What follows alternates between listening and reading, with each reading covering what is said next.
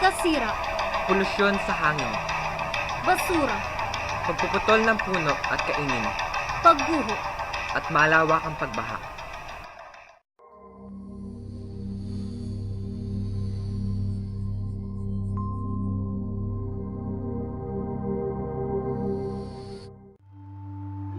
Ito ang mga dahilan kung bakit nasisira ang ating kalikasan. Sino ba ang naapektuhan? Hindi ba tayo? Pagkasirang kagagawa ng tao. Sa panahon ng dilubyo, handa ba tayo?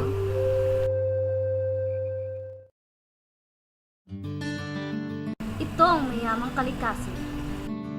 Hindi ba't kay sarap pagmasdan?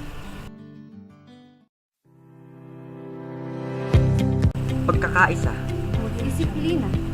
tulong-tulong sa pagbuo ng nawalang ganda. Pagyamanin. Alagaan natin Kalikasang biyaya sa atin. Imulat ang mga mata. Harapin ang mga problema. Muling ibalik ang nawalang ganda.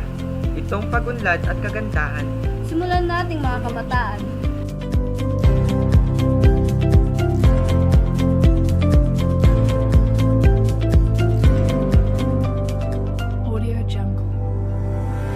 Sa paglago ng ating kalikasan, Kaunlaran sa sangkatauhan. kaya't sa pagbabago, Sama-sama tayo!